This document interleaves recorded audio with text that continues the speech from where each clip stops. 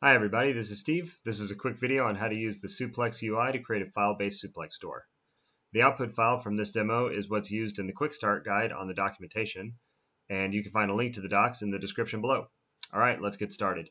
When the Suplex UI opens, it starts in the Secure Objects pane. We're going to flip over and start by creating some security principles, which are users and groups.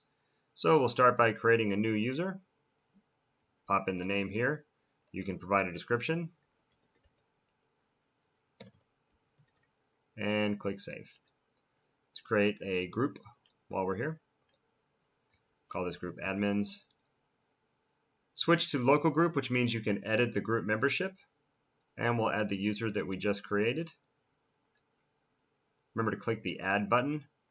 Click Save. Alright, I'm going to pause the video and create the rest of the users and groups. Okay, so I've created 5 users and 2 groups. The admins consist of these 3 user principals, and the users consist of these other 2 user principals. Real quick, while we're here, I'm going to go into this user ID and disable the user. Save. All right, now let's flip over and create some secure objects. A secure object is basically a index to an object that will be looked up at runtime from your application or your API, referenced for the security settings that apply. So we'll start by creating a new root object. This will correspond to a WinForms application in the demo, so I'm going to use Hungarian notation for the objects. So we'll create a new object called form main, create some new permissions, create a UI right for our admins group, and we'll grant UI permissions of full control. Hit the enter key, click Save. We'll create one more permission while we're here actually. Grant some right to our users groups. And for this, we're just going to leave it with the default of UI visible. Save that.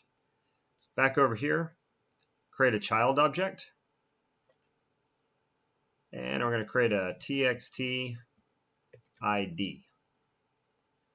And we'll add a permission to this.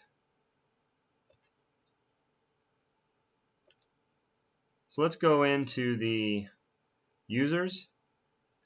We're going to leave it at visible, but specifically, we're going to deny access by turning off of the allowed checkbox. Click Save. Go back and create one more child for form main. This is going to be button create. Create a new permission for this. Choose a record right this time for the admins. And we will grant the insert right to admins. We can turn off list. In this case, the only thing we care about is the insert right. And we will save that permission. Okay, that's that. So now we have a tree of permissions, and we're going to save this file. Browse to whatever location. We'll just call this sample. And that's it. Okay, while we're here, just to show you what happened. So this created a file, different file, delete that one. All right.